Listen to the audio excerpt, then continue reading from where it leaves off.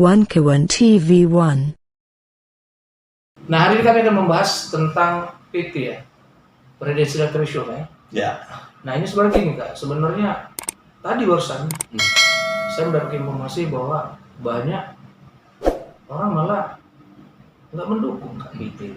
Sebenarnya mau pertanyaannya gini Kak, PT ini sebenarnya adalah berdasarkan tuntutan tuntutan Undang-Undang Dasar tahun 1945, apakah memang ada unsur politik lain? Nah, itu. Yang pertama, saya kira dukungan luar biasa sekarang ini. Ya kan? Dukungan luar biasa itu adalah yang ingin menggugat PT itu luar biasa banyak. Kalau kemarin kan hanya elit ya, tokoh-tokoh elit dan sebagainya. Sekarang ini anggota DPD, Dewan Perwakilan Daerah itu kan representasi daerah. Jumlah anggota, bahkan sebenarnya anggota DPD itu jauh lebih legitimit daripada anggota DPR. Kalau anggota DPR itu kan dia berdasarkan dapil. Nah, kalau DPD itu berdasarkan provinsi. Kayak Jawa Barat. Jawa Barat itu mungkin 10 dapil kan? Ya betul. Tapi untuk jadi anggota DPD dia mewakili seluruh wilayah Jawa Barat. Nah, DPD sudah ini yang menggugat itu udah gelombang kedua, gelombang ketiga. Ini sudah ke saya itu ada 4 gelombang atau 5 gelombang kemarin yang sudah kita daftarkan. Kemarin yang kita daftarkan itu anggota DPD dari Sulawesi Selatan, Tamsil Lindrum, Ya. yang kebetulan juga ketua kelompok DPD di MPR. Yang kedua adalah Pak Hira Ya. Idris yang dari DKI. Yang ketiga Edwin ini anak muda yang dari Riau, umurnya masih 30-an, 30 tahun, sangat muda sekali Pak. Dan sudah menyusul lagi ada 6 atau 7 atau 8 orang yang sudah minta siapa. Nanti saya akan berbagi dengan, saya sudah komunikasi juga dengan kawan-kawan advokat. Karena saya dapat informasi dari 130-an lebih anggota DPD itu, hampir 80%-nya mau menggugat. Alhamdulillah. Jadi dia sudah merepresentasikan wilayah seluruh Indonesia. Dari aspek perguruan tinggi, hampir seluruh perguruan tinggi itu mendukung yang namanya Pilpres tanpa presidensial threshold. Sudah banyak kelompok-kelompok dan lain sebagainya. Diskusi-diskusi juga seperti itu. Nah, bahkan ada kalangan bawah lagi. Ya kan, ada asosiasi pedagang kaki lima lah, ada asosiasi pedagang pasar, asosiasi seperti itu. Mereka ingin menggugat. Selama ini mereka nggak terlalu ngeh bahwa seolah-olah tidak ada hubungan antara presidential threshold itu dengan kebijakan-kebijakan yang sekarang ini mereka merasakan betul kesusahan seperti itu. Ya.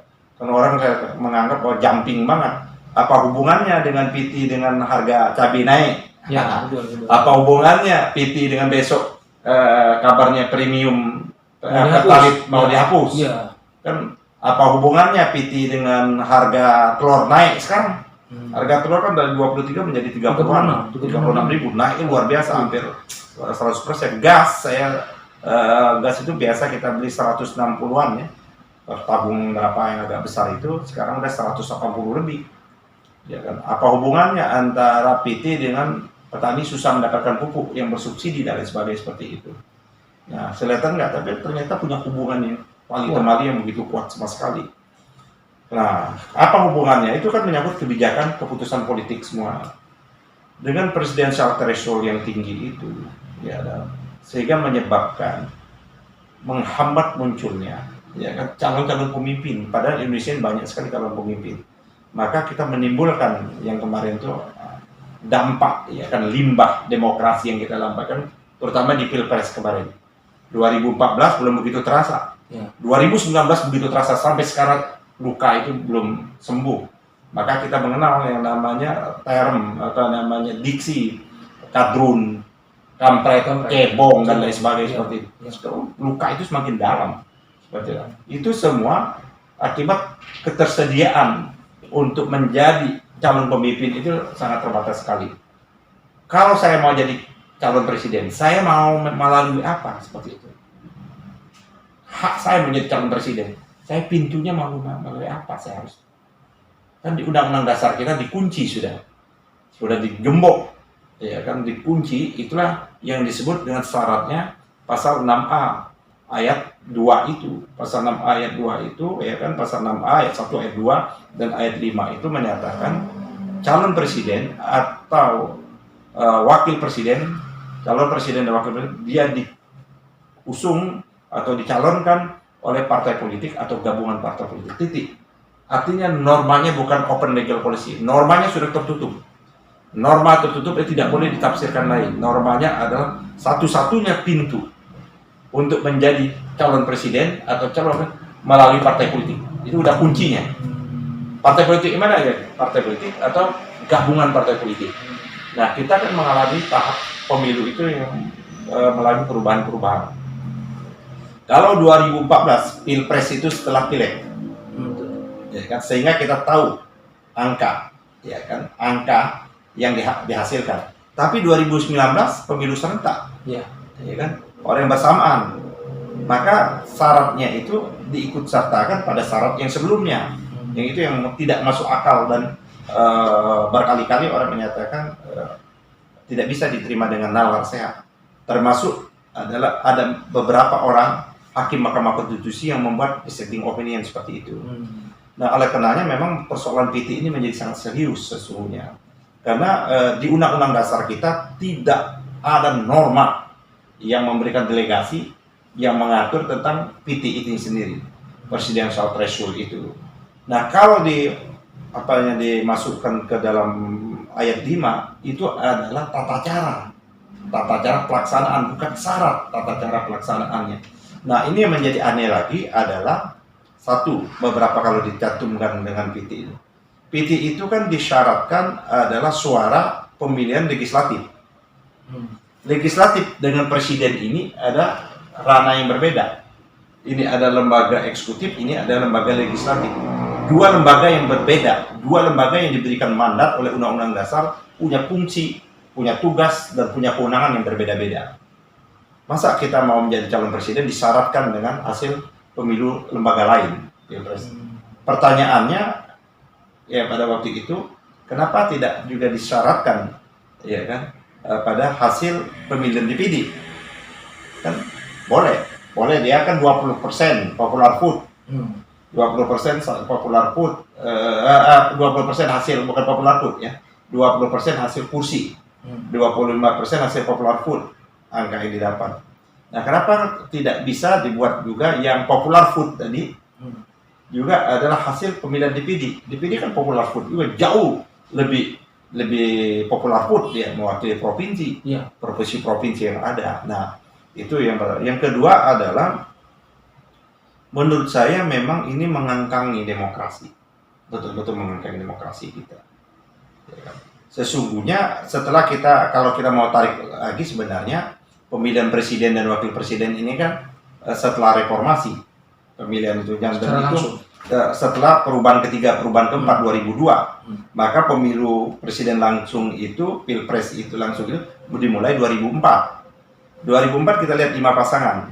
Kenapa dia 5 pasangan? Maka pemilihan presiden ini setelah pemilihan legislatif 2004 itu. Maka kita lihat pasangan pertama itu adalah pasangannya SBY berpasangan dengan yang namanya JK, Yusuf Kala. Pasangan kedua itu adalah Wiranto berpasangan dengan Salahuddin Wahid. Pasangan ketiga itu adalah Megawati berpasangan Hasyim Muzadi. Pasangan keempat itu Amin Rais berpasangan dengan Pak Siswono. Pasangan kelima itu Hamzah Has berpasangan dengan Agung Gumelar. 5 pasangan putaran awal. Tapi karena tidak memenuhi maka ada 2 putaran. Pada putaran kedua itu maka maju ke running yang kedua itu adalah Yusuf Kala, SBY Yusuf Kala, Megawati, Hasyim Muzadi, yang akhirnya dimenangkan oleh SBY seperti itu pada putaran kedua. Di Amerika itu putaran-putaran pertama itu banyak itu calon-calon itu, tapi pada putaran berikutnya muncul 2, kan dia melalui bottom up proses pemilihannya. Nah, oleh karena itu memang ada banyak sekali titik kelemahannya PT ini, apalagi pemilu serentak. Mau tolak ukurnya bagaimana pemilu serentak? Kan itu kan yang berhak itu partai politik atau gabungan partai politik. Sama-sama belum punya angka threshold. Orang pemilunya belum ada. Yang ada itu angka yang lalu. Ya kan? Angka yang lalu. Itu yang nggak masuk angka yang lalu. Istilahnya kalau tiket. Iya, tiket dol mau ke Palembang, bisa nggak tiket dol itu digunakan lagi? Tiketnya sudah dipakai. Nggak bisa. Nggak bisa kan? Nggak bisa. Itu hanya tiket. Ini bagaimana menentukan presiden ya kan? Dengan hasil yang Sudah lampau, berarti 2 kali dia menggunakan itu. Seperti itu. Nah, itu menurut saya itu. Yang kedua adalah melanggar betul prinsip-prinsip pemilu.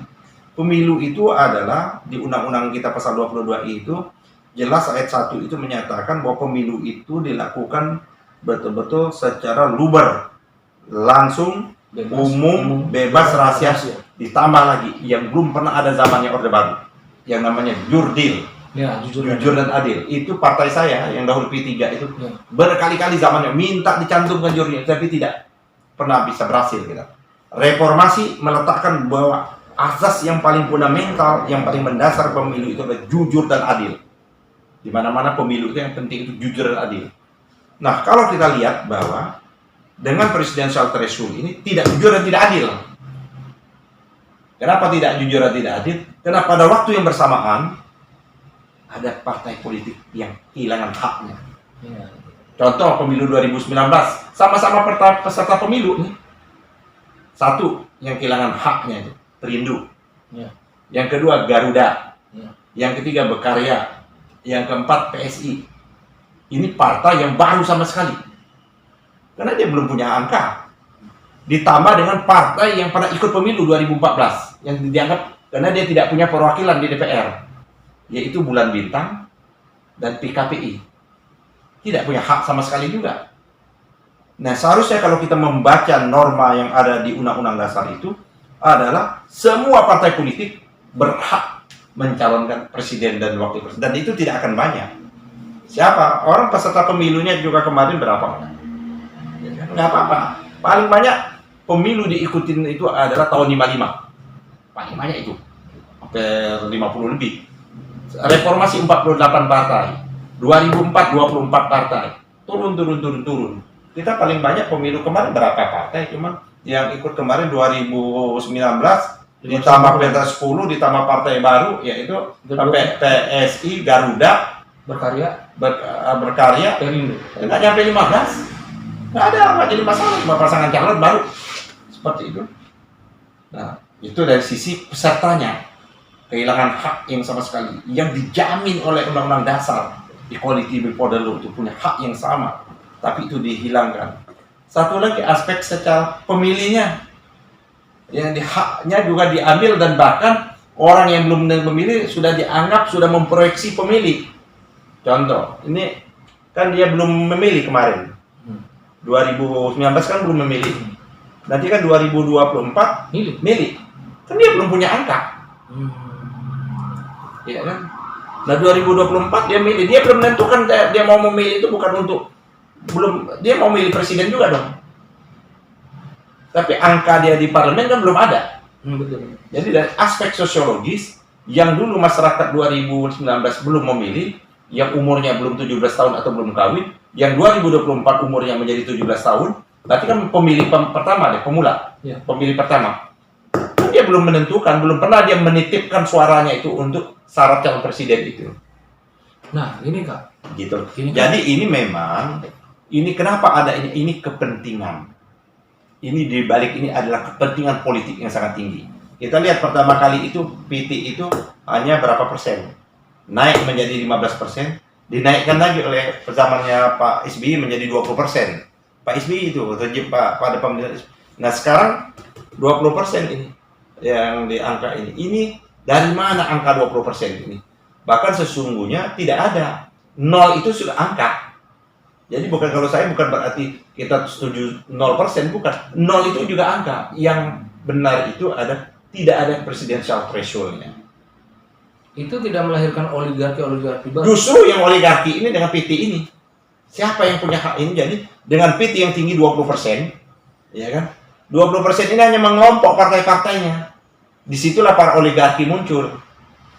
Ya, dengan biaya pemilu yang cukup tinggi. Siapa yang punya? Pak Gatot Nurmantio kan mengatakan sampai angka 7 sampai 8 9 triliun. Siapa partai politik mana yang punya angka 7 8 9 triliun? Kecuali para oligarki. Iya. Jadi ini kepentingan oligarki cukup tinggi ini di di presidential threshold ini. Dia cukup menguasai Indonesia, tidak perlu dia beli. Cukup dia bagaimana dia menyumbang ke calon-calon kandidat presiden itu. Nah gini nggak, waktu itu kan yang mengajukan apa PT ini kan dua tokoh yang cukup dikenal, yang sepengetahuan saya, Rizal Ramli dengan Refli Harun. Yang menggugat. Yang menggugat itu Bang Rizal Ramli, terus ada Busromo Kodas, ada tokoh-tokoh masyarakat melalui kuasa hukumnya Refli Harun. Cuman tidak pernah diputus pokok perkaranya. Hanya diputuskan, jadi berkali-kali bukan pokok perkaranya, legal standing. Mereka dianggap tidak punya legal standing karena mereka bukan partai politik. Seharusnya partai politik yang menggugat. Itu logikanya Mahkamah Konstitusi gitu loh. Nah, sekarang malah banyak sekali ini harus hak ini betul hak mencalonkan partai politik. Tapi akibat undang-undang ini mengunci. Boleh aja siapapun, karena undang-undang ini kan mengikat warga negara Indonesia. Bukan undang-undang ini spesial untuk partai politik. Undang-undang itu berlaku secara umum dan berdampak bagi kepentingan rakyat seluruh Indonesia. Saya bilang tadi, ya, betul. Dengan oligarki memenangkan pertarungan pilpres, dia bisa menentukan. Seharusnya contoh, undang-undang Minerba seharusnya kan sudah berakhir, dikembalikan ke negara, tapi diperpanjang undang-undang Minerbanya. Karena kepentingan oligarki tadi. Kepentingan tadi. Undang-undang yang apa yang rame kemarin itu, Omnibus Cipta Karya yang dibatalkan oleh MK. Itu kan ada kepentingan. Justru para oligarki ini sangat senang dengan PT setinggi-tingginya. Bila perlu PT itu naik lagi 30%, sehingga hanya satu partai. Gitu loh. Dan itu mengancam kedaulatan negara. Dan mengancam bukan hanya kedaulatan persatuan kita. Dan mengancam yang namanya kebenekaan kita. Nah sekarang kan banyak kan, sekarang saya lihat anak-anak mahasiswa ini udah mulai bergerak, sudah bikin viral. Salah satu contoh siapa namanya, dia bilang, saya baru tahu, saya kira PT itu adalah perusahaan terbatas. Iya. Itu PPHMI. Wah, nah itu bagus itu. Iya. Nah, apakah sosialisasi itu sudah terjadi? Udah sekarang ini dukungan itu udah luar biasa. Yakin nggak itu? Udah begitu masif. Toko kayak Lius yang orang ya toko yang tipis ya, Lius udah menggugat sendiri, ini banyak orang mau menggugat. Nanti kewalahan sendiri itu, jangan Mahkamah. Ini bisa-bisa kalau kita dibuka lagi gugatan ini bisa sampai 1000 gugatan. Walaupun substansinya satu seperti itu. Yang jelas bahwa kalau PT ini dibatalkan, karena menguntungkan bagi kita, bagi warga negara kita. Punya banyak pilihan. Tetap saja memang di undang-undang itu adalah partai politik. Kan kita sudah dikunci, kita tidak punya alternatif lain. Jangan nanti sudah dikunci partai politik, dikunci lagi dengan angka gitu loh. Oke lah, proses pemilihannya tetap melalui partai politik. Iya. Oke lah, jadi partai politik mana? Partai politik peserta pemilu. Pemilu di Indonesia ini yang pemilu yang paling rumit dan paling mahal. Tidak ada seperti di dunia ini. Udah mendirikan partai politik susah berdarah-darah, mau ikut pemilu pun berdarah-darah, hasilnya pun berdarah-darah seperti itu. Ini nggak ada di dunia pemilu model terrumit Indonesia ini. Orang kayak di Malaysia tetangga kita atau di Singapura lah ya, walaupun mereka adalah memilih anggota parlemen ya di Filipina, ya hak mendirikan partai itu hak yang paling mendasar dan paling prinsip. Negara memfasilitasi, tidak boleh membuat persyaratan-persyaratan, ini tema lain lagi pendebat. Nah oleh karena itu dia boleh ikut pada mau ada mau ada pemilu, dia mendirikan partai ikut pemilu, boleh saja. Tapi sekarang untuk menjadi partai politik saja udah berdarah-darah, bayangkan.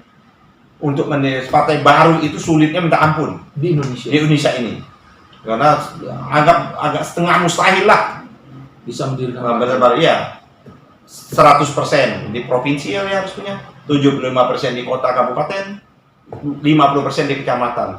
Dia lupa Indonesia ini negeri kepulauan, bukan negeri yang daratan.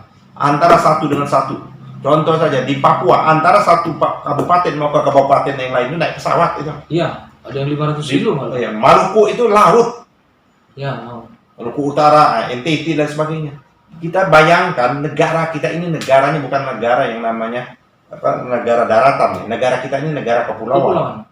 Yang harusnya mencerminkan sistem pemilu, mencerminkan negara kepulauan. Lah kayak di sini kan masuk. Iya. Merasakan itu? Sangat merasakan. Walaupun partai kita agak lama, tapi sangat merasakan. Itu berdarah-darah. Oleh karena kita sekarang, alhamdulillah, partai kita Masumi ini lagi dalam proses juga di badan hukum ini, masih tarik-tarik menurut juga kan badan hukumnya ini. Kita menyatakan badan hukum kita ada.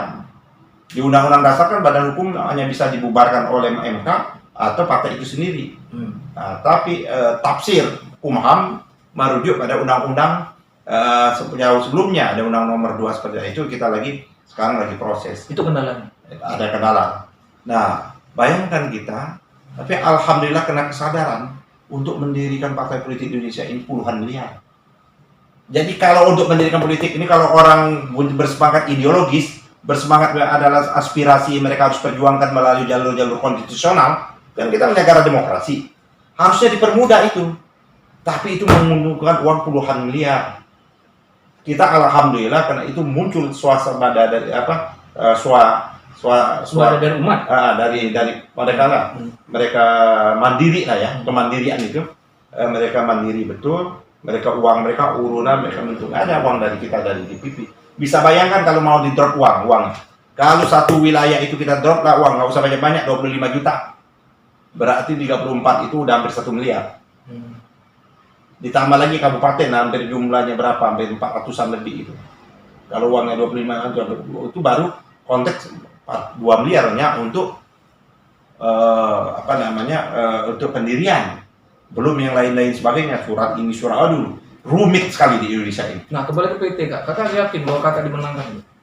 Saya berharap bahwa hakim Mahkamah Konstitusi kan sudah 4 sebenarnya hakim Mahkamah Konstitusi, dia melihatlah kenyataan ini, karena memang seharusnya legislative review.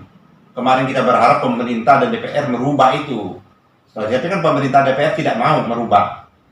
Nah, satu-satunya melalui Mahkamah Konstitusi. Kita berharap Mahkamah Konstitusi ini jauh lebih dasar daripada Undang-Undang Cipta Karya seperti itu. Kakak yakin mau Mahkamah Konstitusi? Kita berharap saja. Saya juga tidak yakin juga. Saya nggak yakin juga walaupun orang pesimis. Tapi kan kita tetap berusaha dan maksimal seperti itu. Tapi kabar-kabarnya kan tinggal 4 ya. 4 itu tinggal 4 yang setuju bahwa PT itu nggak ada. Ya kan. Tinggal 1 hakim saja. 5. Saya haraplah, saya kan ikut memilih lah beberapa hakim Mahkamah Konstitusi itu waktu saya di DPR. Ya kan ada beberapa tuh. Mudah-mudahan dia nonton. Kita memilih kan menitipkan harapan supaya mereka menjadi negarawan. Ya kan, karena syarat hakim itu MK itu satunya negarawan. Lihatlah kondisi bangsa kita hari ini, gitu loh. Jangan berpikir kayak berpikir politisi, berpikir pendek, berpikir apa yang saya dapat. Tapi negarawan itu apa yang akan dia tinggal, legacy yang akan dia tinggal pada anak cucunya ke depan itu. Jadi saya berharap betul hakim-hakim Mahkamah Konstitusi yang masih menganggap bahwa PT itu open legal policy, menurut saya cara pandang itu tidak sesuai dengan realitas yang ada, dan tentu agak berbeda pandangan dengan saya. Saya tidak ingin mengatakan mereka salah. Menurut saya pasal 6 ayat 1 ayat 2 tersebut adalah plus legal policy, bukan open. Dia tertutup. Jadi tidak boleh lagi ditambah dengan yang namanya presidential threshold itu. Dan ini saya catat, kita dari 2013 dulu sudah tolak waktu kami di DPR, nolak PT ya. Kenapa ada pemilu serentak? P3 yang nolak itu P3, saya ingat betul, Hanura, Gerindra, PKS 4. Berarti Gerindra itu jangan munafik dong. Gerindra itu udah nolak dari awal, ya kan, dari awal. Cuman kita kalah pada waktu itu. Karena kita kalah di bawah paripurna, maka pada waktu itu kawan-kawan PENDI menggugat yang namanya pemilu serentak. Asumsinya dengan pemilu serentak itu tidak ada PT. Saya dapat bocoran juga, perdebatan cara berpikir Mahkamah Konstitusi sama dengan pemilu serentak ini sesungguhnya, ya saya dapat informasi, tidak ada PT lagi, segitu loh. Tapi kenyataan masih ada PT, gitu loh. Itu yang suasana kebatinan pada waktu perdebatan di hakim Mahkamah Konstitusi kalau waktu mengabulkan gugatan pemilu serentak itu, artinya sudah tidak lagi yang namanya PT, karena tidak relevan lagi kita bicara PT dengan pemilu serentak itu. Jadi sudah lama, tapi kalau masih mau dikait-kaitkan, ya, kemarin kan mereka tidak mau memeriksa substansinya, pokok perkara, hanya memeriksa legal standing. Nah, persoalan legal standing 4 hakim setuju rakyat menggugat itu. Kan kedaulatan kita ada di tangan rakyat, bukan kedaulatan kita ada di tangan partai. Ya. Nah, 4 hakim menganggap bahwa ini penting, hak memilih dan dipilih itu adalah, kalau Repli menyatakan bagaikan sisi 2 mata uang itu, sisi 2. Jadi dia bersamaan pada satu tarikan napas. Kalau saya menyatakan hak memilih dan dipilih itu ada satu tarikan napas, dia tidak bisa dipisah-pisahkan seperti itu.